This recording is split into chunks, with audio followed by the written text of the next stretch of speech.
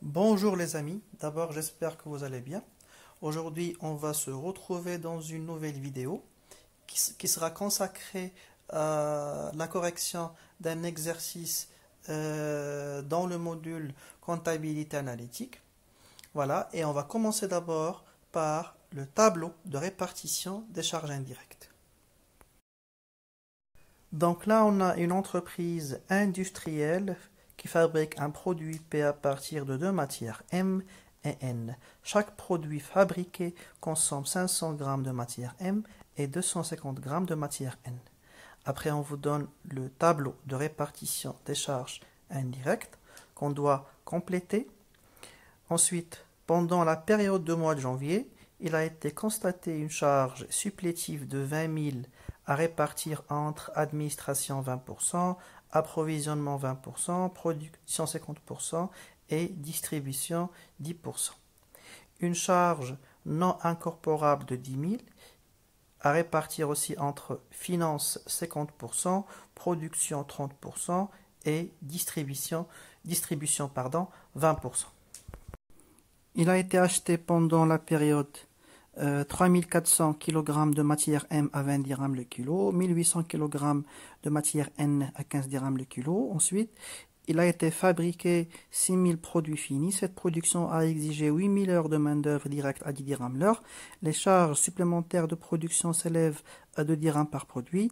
Ensuite, pendant la même période, il a été vendu 5000 produits finis avec un bénéfice représentant 30% du coût de revient. La commission sur vente a été payée 4 dirhams par produit vendu.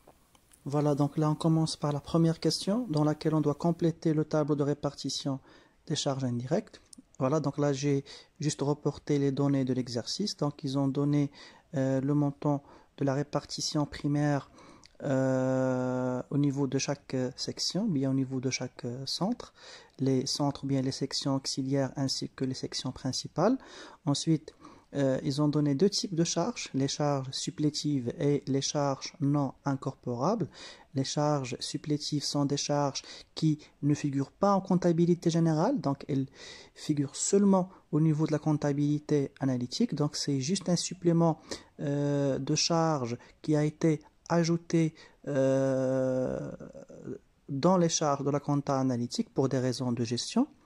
Par contre, les charges non incorporables sont des charges qui figurent en comptabilité générale, mais elles ne doivent pas figurer au niveau de la comptabilité analytique aussi pour des raisons de gestion, bien parce qu'elles ne correspondent pas à l'exploitation, bien à l'activité principale de l'entreprise. Voilà, les charges supplétives sont toujours ajoutées. Voilà, et les charges non incorporables, on doit toujours les retrancher pour avoir le nouveau montant de la répartition primaire, bien ce qu'on a appelé ici la répartition numéro 2. Voilà, donc là ils ont dit que 20% de charges supplétives sera versé au centre administration. Donc là on va juste multiplier les 20 000 par 20%, donc ça nous donne 4 000. Voilà, on n'a aucun pourcentage au niveau de la section finance. Donc après on passe à la section principale approvisionnement dans laquelle on doit verser aussi 20% de charges supplétives, ou bien on doit supporter 20% de charges supplétives, ça donne 4000 aussi. Voilà, ensuite 50% à la section production, donc 20 000 fois 50% ça donne 10 000. Voilà, et 10% au centre distribution, ça nous donne, donc si on multiplie 20 000 par 10%, ça nous donne 2000. Voilà, donc là on a réparti les charges supplétives entre les différents centres, bien entre les différentes sections analytiques. Après, on va répartir maintenant les charges non incorporables aussi entre les différents centres, bien entre les différentes sections analytiques. Donc là, on verse rien à l'administration, mais on doit verser 50% à la section finance. Donc 10 000 fois 50%, ça nous donne 5 000 de charges non incorporables. Là, on n'a rien. 10 000 fois 30%, ça donne 3 000. Voilà. Et 10 000 fois 20%, ça nous donne, bien sûr, 2 000. Voilà. Après, on fait la somme.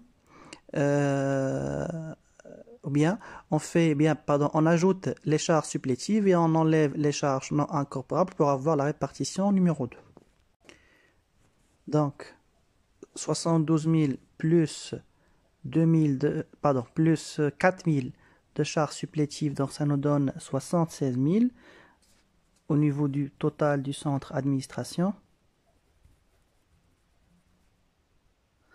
Ensuite, section finance, 85 000 moins 5 000, ça nous donne 80 000.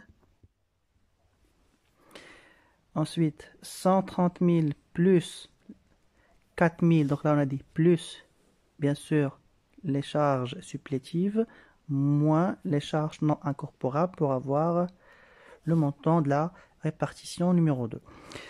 130 000 plus 4 000, donc 134 000. Ensuite, 210 000 plus 10 000, ça donne 220 000. Et 220 000 moins 3 000, ça donne bien sûr 217 000. Et enfin, la section distribution, 160 000 plus 2 000 moins 2 000, donc le montant reste le même, 160 000. Voilà donc le montant de la répartition numéro 2. Et sans oublier bien sûr le total de la répartition primaire, ou bien le total des charges indirectes. Donc là, soit on fait la somme des charges supplétives et après on enlève les charges non incorporables, ou bien on fait la somme voilà, de tous les centres, ou bien de toutes les sections. Voilà, donc 657 000 plus 20 000 moins 10 000, ça donne 600, donc 67 000. Voilà, après on passe à la répartition secondaire. Autrement dit, on doit répartir les sections auxiliaires entre les différentes sections principales. Et la première chose à faire, c'est le fait de voir la nature de l'échange entre les centres auxiliaires. Donc là, on remarque qu'on a un échange simple et non pas un échange croisé. Pourquoi? Parce que l'administration verse 10% à la section finance et en contrepartie, la section finance ne verse rien à l'administration. Donc là, on ne passe pas par les deux équations, ou bien par le système des deux équations pour trouver x et y, ou bien pour trouver le montant de l'administration et le montant de la section finance. Donc là, il suffit juste de remettre le montant ici, ou bien l'inverse du montant. Donc là, on met 76 000.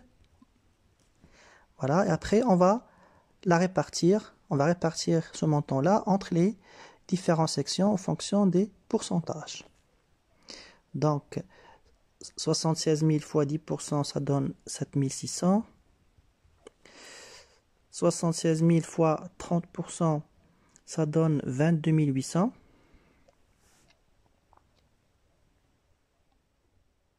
Fois 50%, ça donne 38 000. Et fois 10%, ça donne aussi 7 600. Donc là, j'ai réparti le montant de l'administration. Ensuite, au niveau du total de la répartition secondaire des sections auxiliaires, il faut toujours trouver 0. Pourquoi? Parce que leurs montants sont déjà répartis entre les différentes sections. Et pour trouver 0 ici, bon là, on va juste d'abord rajouter le signe négatif ici. Comme ça, si on fait la somme, on va avoir 0 au niveau du TRS. Et là, comment on va faire? On fait la somme de ces deux-là et on va mettre le total, mais avec le montant, bien avec un signe négatif, bien sûr, pour trouver le 0 ici. Donc là, la somme des deux, ça donne 87 600. Et là, on rajoute le signe négatif. Comme ça, on va retrouver le montant 0. C'est bon? Après, je répartis ce montant-là en fonction des pourcentages, voilà, pour trouver le montant qu'on doit verser à chaque section principale. Donc 87 600 multiplié par 20%, ça nous donne 17 560, bien 520, pardon. 87 600 multiplié par 50%, ça donne 43 800. Et là, fois 30%, ça donne 26 260. Voilà, après on fait la somme pour avoir le total de la répartition secondaire. Donc là, on a dit 0 et 0 toujours au niveau des sections auxiliaires. Et là, donc, on fait la somme de ça, ça et ça. Donc si on fait la somme, normalement, il faut trouver 174 320 au niveau de la section approvisionnement. Au niveau de la section production, il faut trouver 218 800. Et au niveau de la section distribution, il faut trouver 193 880. Voilà donc comment on fait pour trouver le total de la répartition secondaire. Ensuite, la dernière étape du tableau de répartition des charges indirectes, voilà, c'est le fait de déterminer le nombre et le coût des unités d'œuvre. Donc, pour trouver le nombre des unités d'œuvre, on doit se baser sur la nature de chaque unité d'œuvre. Donc, on commence par le centre approvisionnement. Donc là, dans le centre approvisionnement, on va chercher combien ils ont acheté de matières premières, voilà, en dirhams. Et après, on divise par 100 pour regrouper les achats de matières premières par 100. Voilà, donc ensuite, on a dit on doit chercher le nombre et le coût des unités d'œuvre de chaque section principale. Donc, on commence par la section approvisionnement. Donc là, on a comme nature d'unité d'œuvre, on a 100 dirhams de matières premières achetées. Dans ce cas-là, on doit chercher combien ils ont acheté de matières premières en dirhams et après on divise par 100. Donc, ils ont acheté d'après l'énoncé 3400 kg de matière M à 20 dirhams le kilo. Donc, on multiplie, ça donne 68 000. Pour la matière N, ils ont acheté 1800 kg à 15 dirhams, ça donne 27 000. Et après, on fait la somme des deux pour avoir un montant global de 95 000 dirhams. Donc là, c'est le montant total des achats des deux matières premières, M et N. Après, on divise par 100, voilà, ça nous donne 950 unités d'œuvre qu'on va reporter après dans le nombre des unités d'œuvre dans la section approvisionnement. Voilà, après pour trouver le coût de l'unité d'œuvre, on va juste diviser le total de la répartition secondaire par le nombre pour avoir le coût des unités d'œuvre. Donc si on divise ça par ça, ça va donner normalement 183,5. Après la même chose pour le centre production. Donc d'abord on doit chercher le kilogramme de matière première consommée. Donc on doit chercher combien ils ont consommé de kilogrammes pour produire le produit P. Donc là d'après l'énoncé ils ont dit que il faut consommer 500 grammes de matière M pour produire un produit P et 250 grammes de matière N pour produire le produit P. Et comme ils ont produit 6000 produits P, donc on va faire juste la multiplication. Donc 6000 multiplié par 500 grammes, ça donne 3 millions grammes. Et 6000 fois 250, ça donne 1 million 500 grammes.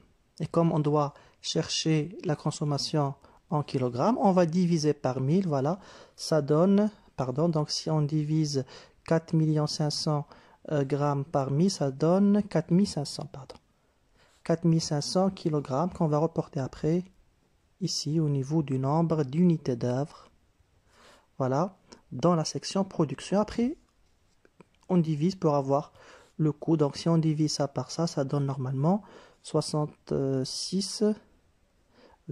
Donc je vous laisse après vérifier. Donc vous vérifiez après les montants.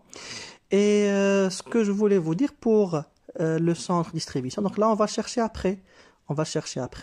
Voilà, parce qu'on n'a pas des informations au niveau des lancers, au niveau des ventes. On n'a aucune information au niveau des ventes. On a bien sûr la quantité vendue. Donc, ils ont dit que l'entreprise a vendu 5000 produits P, mais on n'a pas le prix de vente unitaire pour pouvoir trouver les ventes en dirhams.